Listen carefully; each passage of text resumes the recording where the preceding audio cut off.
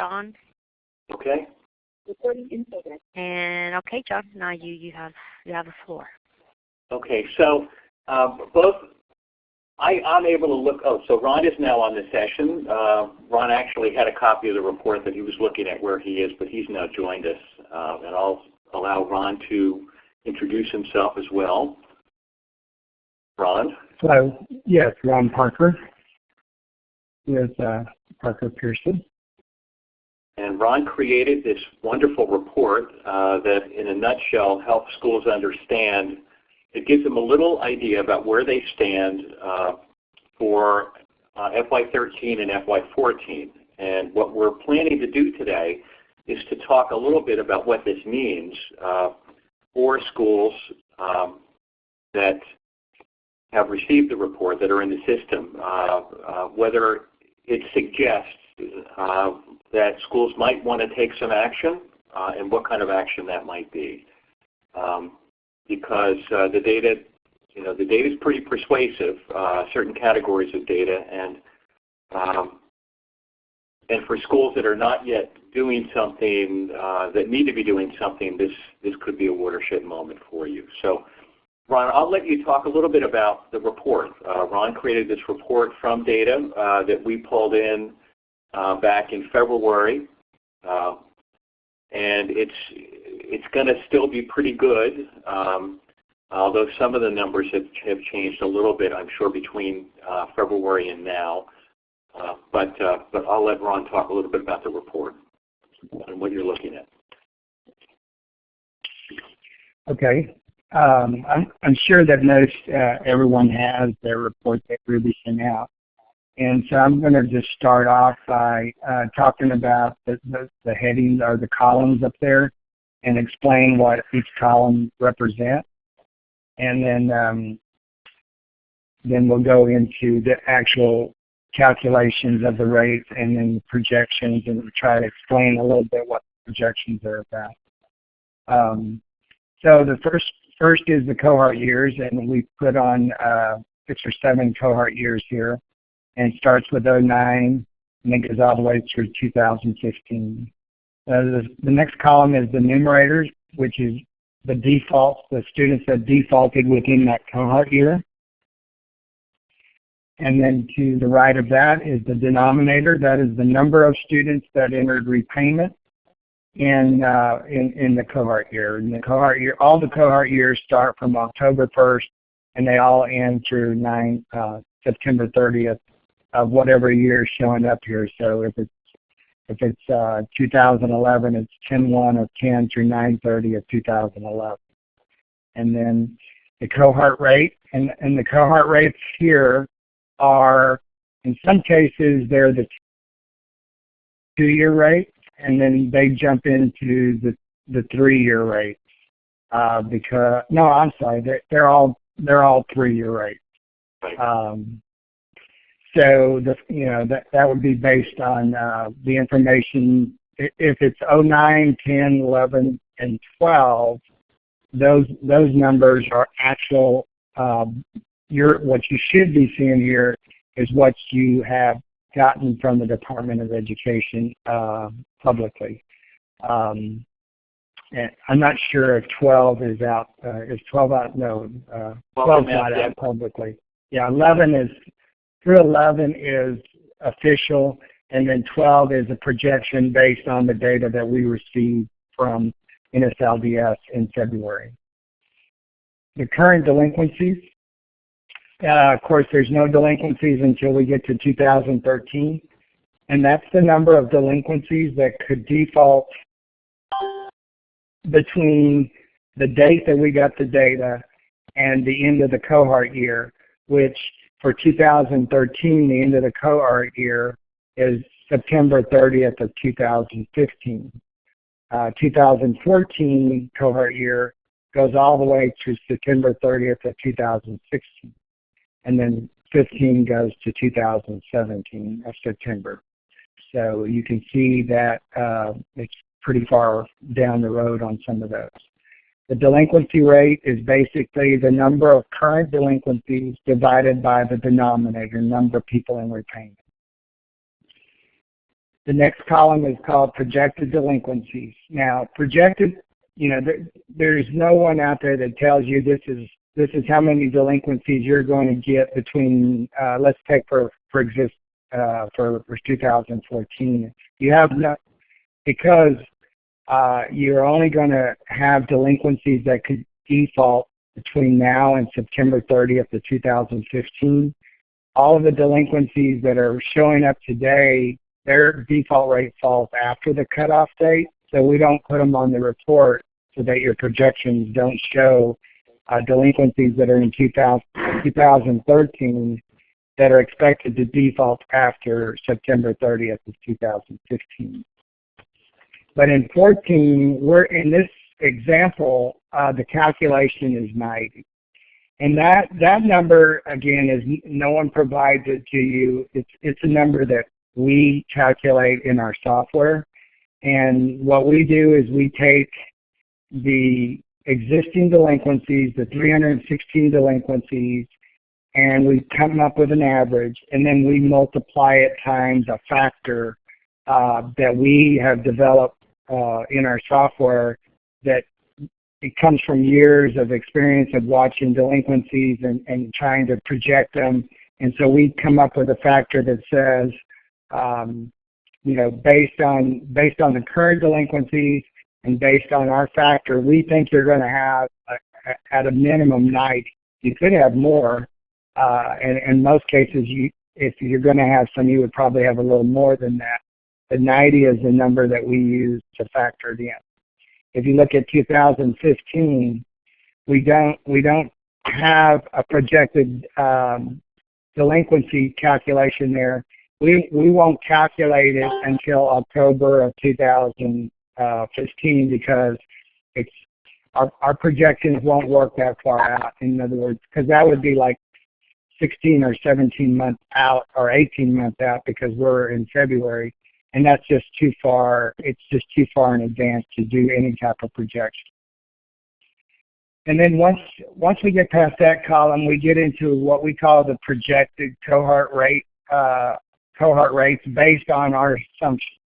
And the assumptions are basically whether, our first assumption is worst case scenario. So that means that, and if we're looking at 2013, that's assuming that 58 delinquencies will default for 2013. All of them are going to default between now and September 30th of 2015. And when you add those 58 to the 230 defaults that already exist, and then you divide that by the 1115 of students that are in repayment, you're going to get the 25.8%. And then so then you just keep going and say, well, what if I cured 30% of the delinquencies, the 58, then what would my default rate be? Well, you would go from 25.8 down to 24.3. What if you cured 40% and 60% defaulted, then you would be at 23.7. So you can see how the rates, as you start looking at cures, you can see how it affects the rates and they go down a little bit. And that's important because as we get into 2014, we'll talk about that in a minute, you're going to see kind of what is it that I've got to do. If I'm going to do anything, what is it that I'm going to do to make sure that my default rate is below the 30%. So you have to start strategizing about, what kind of activities would I, do I get a third-party servicer? Do I do something internally? Coming up with a solution to address the fact that your projections are going to be over the 30% threshold. We believe, and John and I have talked about this a lot, we believe that most schools, whether you do anything or not, because you have the third-party servicer, the TIGAs out there, that you're going to be in the 30% cure rate. Some schools might be a little better, some schools might be a little worse, but 30% is a guideline that says, my rate's probably going to be, if I don't do anything, it's probably going to fall in the 30%, maybe 40% at best. If you start kicking in some efforts, then you start seeing, then you start hitting the 50%, 60%. If you get a third-party servicer, then you start hitting, anywhere from 50% up to, 70%. Some servicers get a pretty high rate of cures. So, but then you can just strategize looking at this report, saying what is it that I've got to do, to get it below the 30% at a minimum, or do I want to have some cushion in there? And so all of these rates, again, are taking the existing delinquencies. For 14, we're taking existing delinquencies, projected delinquencies, which is a number that I've calculated for you, and then adding those together, multiplying it times some cure rate, and then adding it to the current defaults, dividing it by the denominator. So, as we work with schools and talk and do consulting, the question is always going to come up is, what is it, what default rate what is my goal as far as a default rate? If I just want to be under 30%, which a lot of schools say, hey, I just want to be under 30%. So maybe the goal is, hey, I just want to be at 28% or 29 at the max. Give yourself a little bit of cushion, because remember, all of this is projection. Not, what the department comes out with and what is projected here could vary a little bit. In most cases, over the years, I've been doing this for 25 years. In most cases, the rate's going to be within 0.5% of what the official rate is going to come out at. And in most cases, I'm going to be higher than what the official rate is and not lower. So that's just in most cases. So when we get down to, if you're looking at this chart, you're looking at your trends and you're saying, well, I was at 18, went to 24, 30. I'm starting to see something, I'm starting to go down. I went to 24, down to 20 as far as I'm looking at default rates. So I'm thinking, okay, I'm at 20 today, but if I'm going to probably be at 24% if I'm not doing anything at the school. I'm probably going to be at 24.3% using a 30% cure rate. So that means I'm going to end up at 24. So I was, I went from going back to 11, I'm at 30, 24.10, and I'm going to assume I'm going to be 24.3 for 13. If I'm your consultant, I'm saying, hey, I wouldn't even mess with 13. Leave the 58 bars alone. Let's go with the 30% cure rate that you're getting or close to it. Even if you didn't, you're not going to get worst case. I can tell you that you will never get worst case. So anywhere in between that, you should be satisfied. Move over to 2014, because when you look at 2014, you see that I have 316 delinquencies. And then I have 90 that are going to show up that could default between now and September of 2016. 90 is going to show up between February of 2015 through September of 2015. So once they hit, they take 365 days to default. So once they get past October 1, those are the students. After that, they won't default before the cutoff date.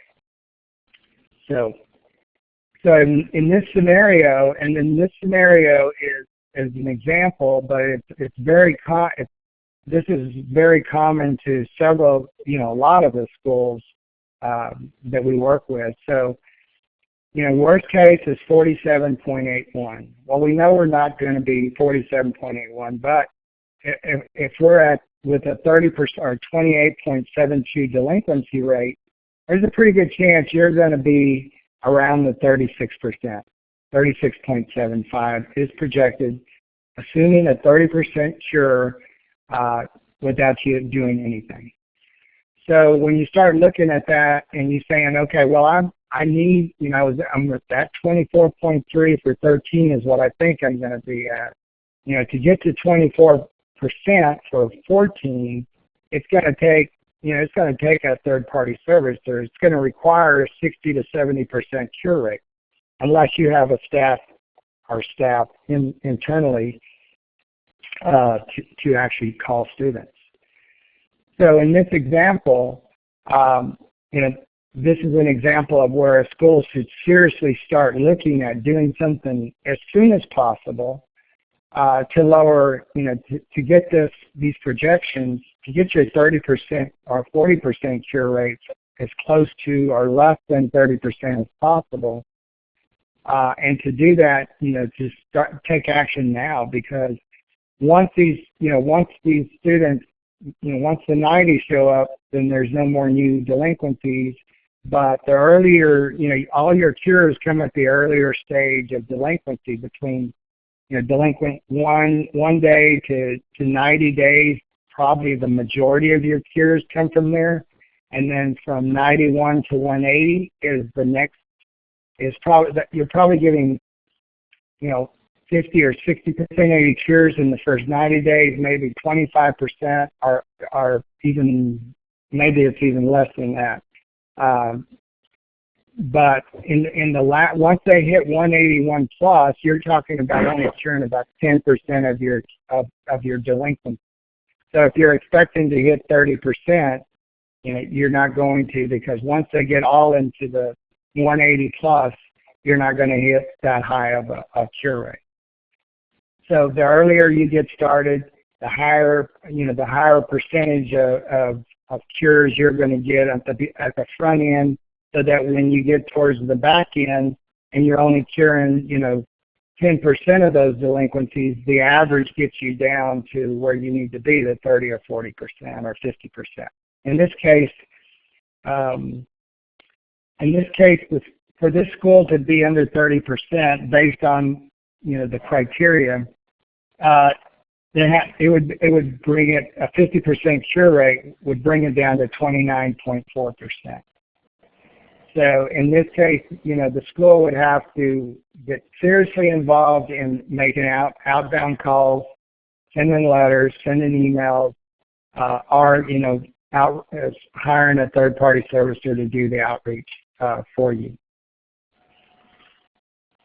Take a water real quick.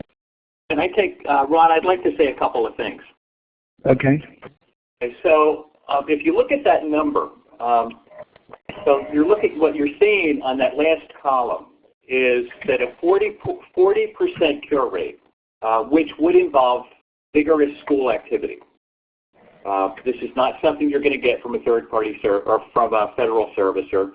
It's going to involve, just to hit a 40% cure rate, it's going to involve outbound telephone calls, letters, emails, or some combination of that, just to hit 40%. But what does 40% get you? It gets you a 33% default rate, which is insufficient for whatever you want.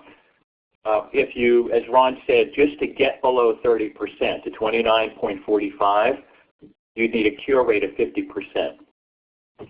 And that is beyond the ability of most schools to achieve.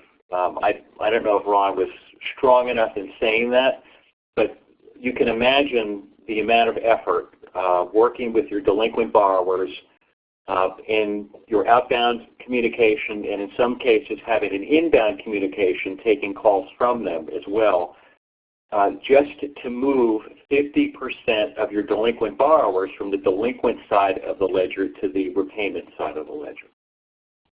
Most schools don't have the time, and they don't have the staff to work with that kind of intensity. So that when you just to hit whatever your goal is, if you need a 50% cure rate, you're really looking at going outside to get some help, and that would be a third-party servicer probably. In this case, and I actually had a conversation with a school this morning that couldn't be here today, who had numbers that are relatively close to this. They needed also a 51% cure rate to get down to 29 and change. But that wasn't their goal. Their goal was to get down to 20%, which was that was their normal neighborhood. That's where they were accustomed to be. And to get down to 20%, they needed a 69% cure rate. Even for a third-party servicer, even for a good third-party servicer, 69% cure rate would be reason to set off rockets and wave flags. That's tough to do. To hit 7 out of 10 borrowers who are delinquent, move them from delinquency into repayment. It's very tough to do. It's well beyond the ability of any school to do that.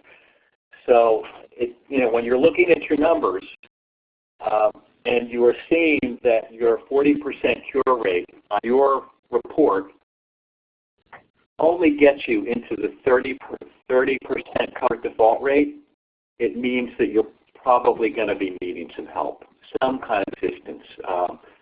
We have good negotiated contracts or terms for contracts with a couple of third-party servicers. If you had the ability to use something like Borrower Connect, which requires that schools do their own outreach, their own letters, emails, and phone calls, and to manage that process, you might get 40, maybe 45% with them.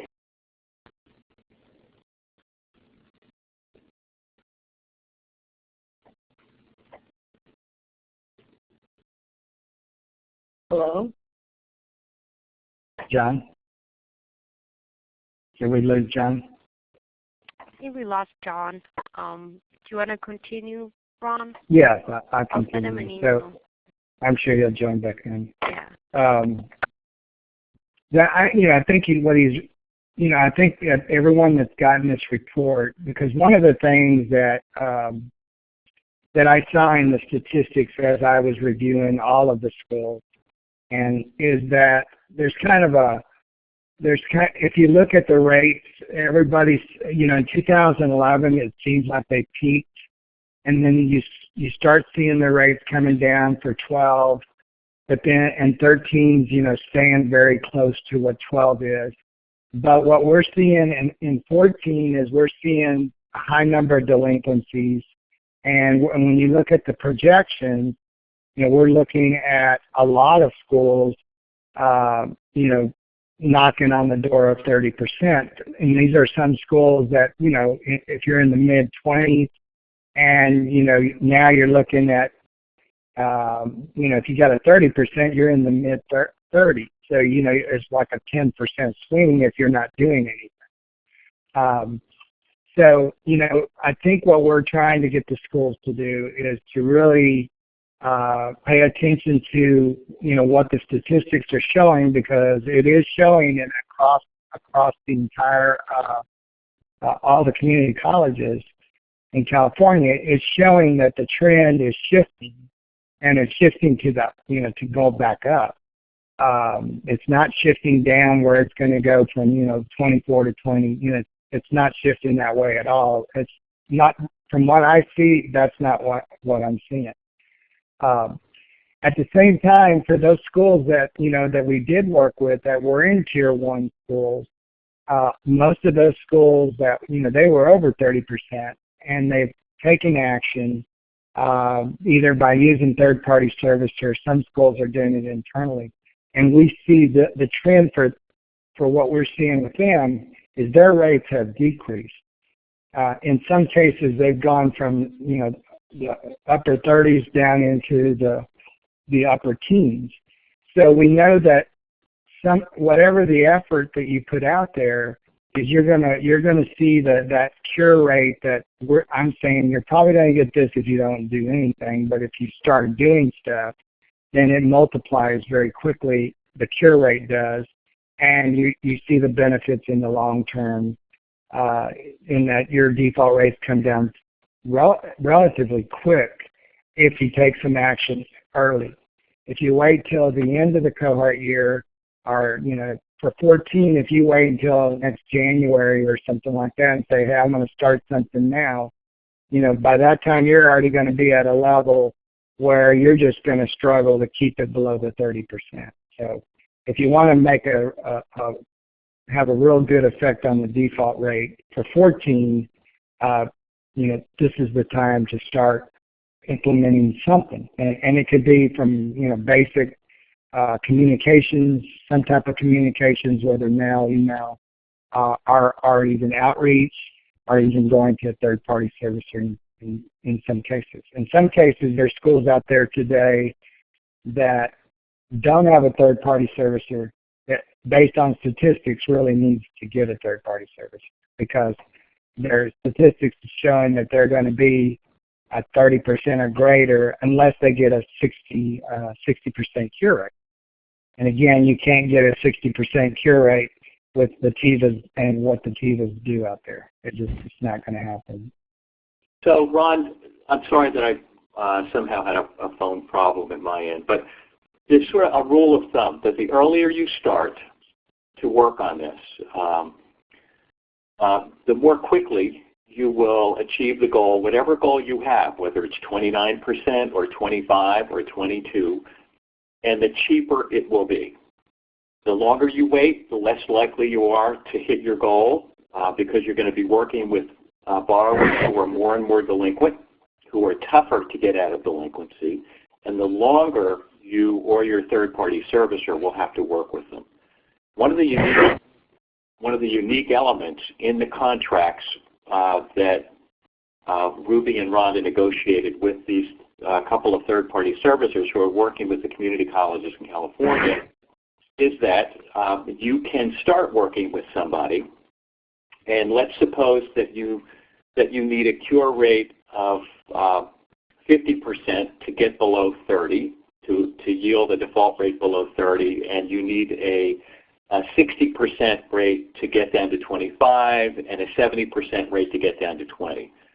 And if you started now and after 6 months you saw that you hit that worst case cohort default rate for FY14 of 25%, you have plenty of, Ron uses the word cushion, you have plenty of cushion between 25 and 30%, so you're not going to be over 30% and won't have compliance difficulties. And that may not be the lowest rate you could hit, but you hit it in 6 months. And the contracts that you will have with the third-party servicers, if you choose to go in that direction, permit you to terminate the contract. You're not shackled to these third-party servicers forever.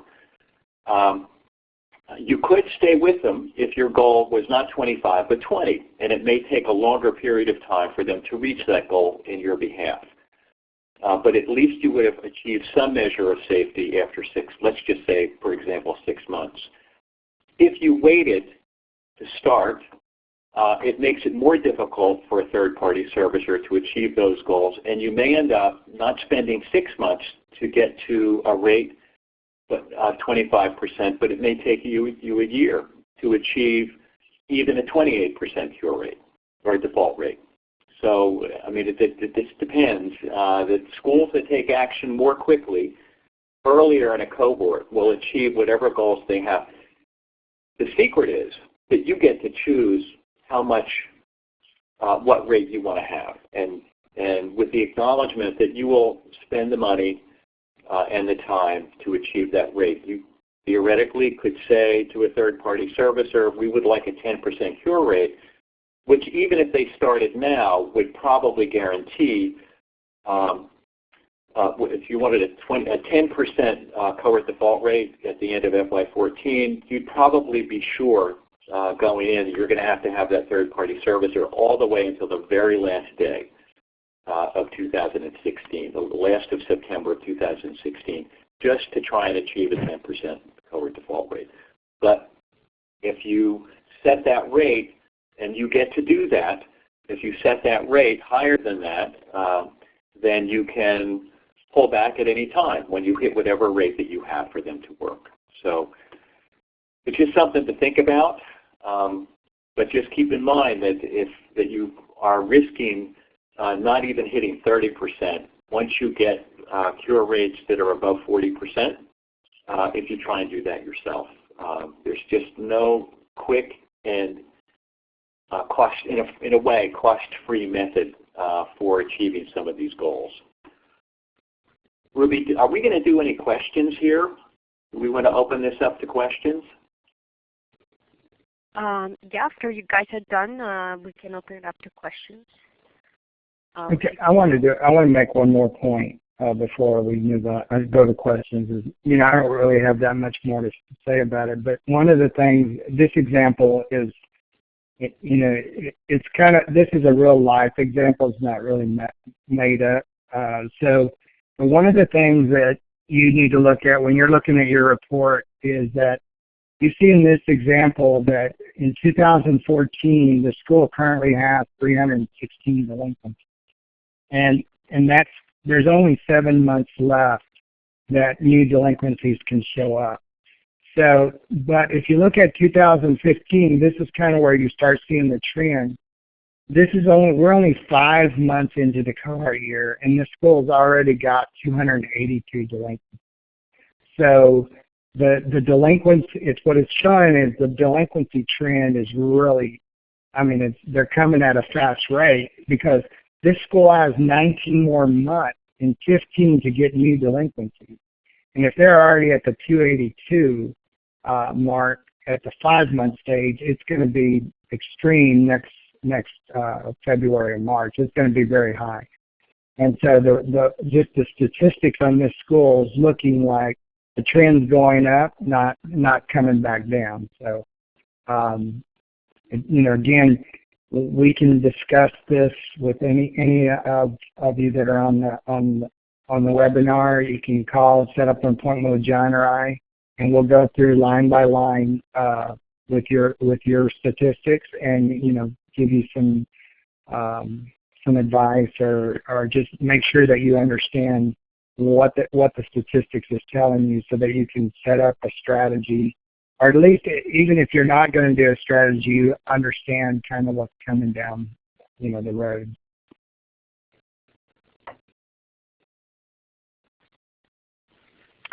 Okay, somebody posted the question, and Vanessa is asking, are we able to reach out to see what plan of action our school should be taking? And I think that Ron just answered that question. Yes, you can contact, you know, John and Ron at any time.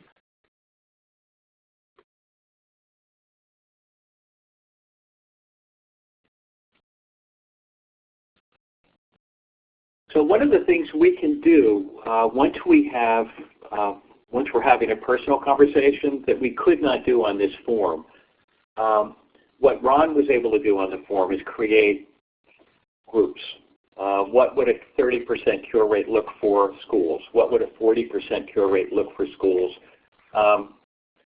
Theoretically, you know, another column could have been out there at 50%, but what we can do is drill down into the data for your school and say, in order to achieve, based upon the data that we have in the system currently, in order to get under 30%, you would need a 51% cure rate or a 52% cure rate. If you were targeting a cohort default rate for FY14, if your boss said to you, under no circumstances do I want to be above 25%, then we could tell you that you would need a cure rate of X to do that, because the numbers are the numbers. And so we can give you more information if you want to do that, if you want it. Yeah, I have a couple more questions, John. Weren't able to be as specific on the form. The form was to provide you with some general information about where you stand. Okay. So the question is, why this tremendous surge in delinquencies? Like, we have a school who has 5 years at 11%, and then a spike to 25 to 35% for 2014. Why is this? Boy, if we knew that, we'd be making a lot more money than we make.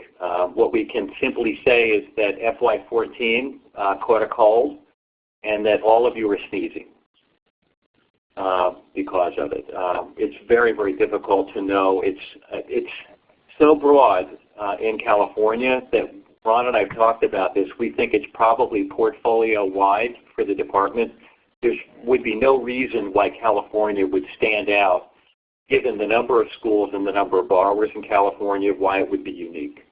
It's probably a more representative sample for the whole federal portfolio for fiscal 14. As they say here in the South, the same dog bit you, bit me. And we think that this is a contagion that's going around. And what we don't know yet, Ron suspects, based upon the delinquency rates that we're seeing with schools, is that we think, but yet do not have complete enough information, but we think that for some schools the trend will continue going up for FY15. So it is worth paying attention to now. We at least know that things are going up for 14. Ruby, what's the next question? No, just the same about three of the schools are three of the schools here in the webinar. They just in the same scenario, like they have very low CDRs, and now they're spiking up to in the high 20s or even below, up above the 30%. So they understand that. Yeah, so I see that, and what I would say on those is, those are schools that we'd like to hear back from. Number one, maybe there's an error in our programming in producing the report for them, so we would like to verify that. And secondly, we can go back and look at the projected delinquencies to see what it is there. Maybe our projected delinquency doesn't work for their particular institution. But I would like to, I know I see Renee and I see Tom. I would like for y'all to reach out to me, and so that I can, so I know which school you're at, and so that I can review that and give you a more intelligent answer than just, I don't want to just speculate what it might be, but I want to look at it and make sure the statistics are accurate. Right. All right, thanks. So how about, about the low participation rate appeals? Shouldn't all these schools then be submitting the low participation rate appeals? Well, I mean, so the low participation rate is going to be only when they are over the 30%. And so in a lot of our cases, and a lot of our projections is like, what we're seeing is some schools that are below they're below 30 now, and they won't be above 30 until 14. So they wouldn't be able to do that until 2016 or 17 actually. The appeal that the PRI is a compliance-related activity. It's regulatory, and you don't trigger any kind of regulatory response until the department has said you violate the regulation. And you don't violate the regulation until you go over 30% on an official basis, or until you're projected to be over 30% at the draft. So it would be premature unless you have a number of years strung together at 30% or more to begin to think about a PRI. It doesn't hurt to know, and you can certainly do a back-of-the-envelope calculation to determine whether or not, should it come to that ever, whether a PRI would be in your future, whether you're likely to be successful. But for most of the schools, because of their rates right now, with the history of your rates in 12 and what they look like for 13, that most schools are not going to be needing to think about that in 14 and 15 yet. So. Yes. The third-party servicers that have been vetted by the Child Source Office, we have two. So it's ECMC and Ed Financial.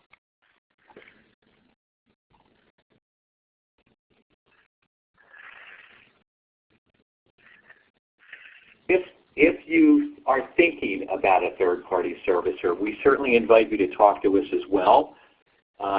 There are certain contractual elements that you can expect to see that would be different than you might find if you looked for a third-party servicer, not Ed Financial or ECMC, for example. These two servicers will allow you to choose the borrowers, the years, and the borrowers that you want them to work on. They are agreeable to having you terminate the contract on 30 days notice so that you're not stuck with an annual contract that you may not need. So it is worth having a good conversation before you make a commitment to one of the third-party servicers if you're going to go in that direction. And you're asking if you can use BFAP money to pay for that third-party servicer. So I'm going to ask Tim for confirmation of that, and I will email everybody.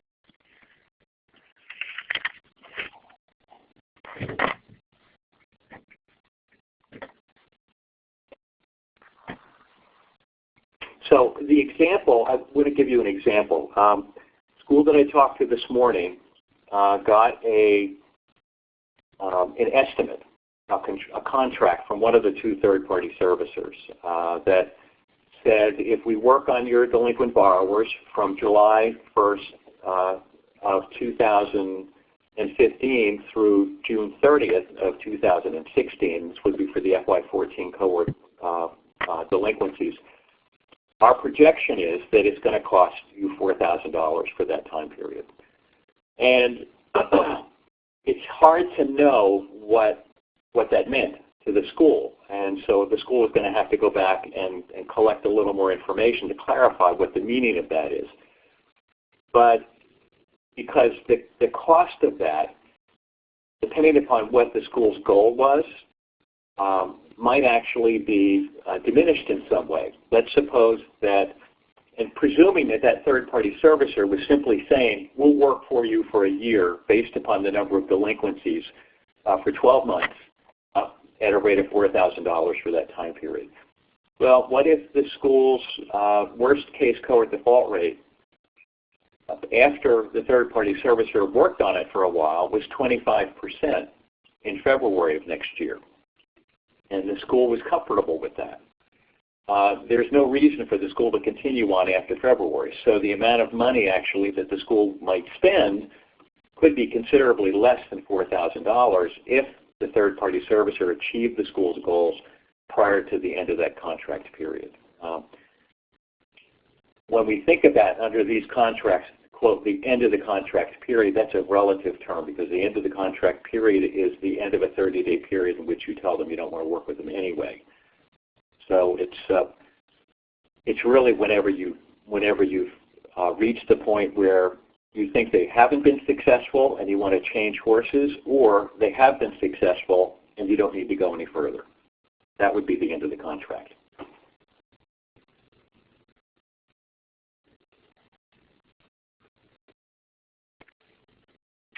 Okay, any more questions?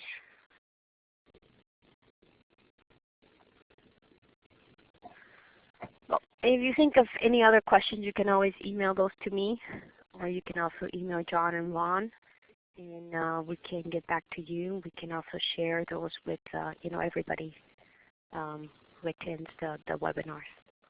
Ruby, could you, Yeah. if you're going to be emailing something out to the schools subsequent to the webinar, can you include, they've got my contact information, and I'm absolutely delighted for anybody to get in touch with me. Ron is certainly available as well for schools to reach out to, so I think you're increasing your chances of having that conversation that you're looking for by reaching out to both of us. I could give you the numbers right now. Ron, do you want to give them your phone number and email address? They've got mine on the form. Yeah, or can you just put that on the email? Yeah, I can include it. Right. Okay. Yeah. Okay, well, no more questions, so I think this is the end of the webinar. So thank you, everybody, for making time and attending. We know you have busy days. So with that, then I'm going to go ahead and just end the webinar. You guys have a great day. Bye. Thanks, everybody. Thank you very much.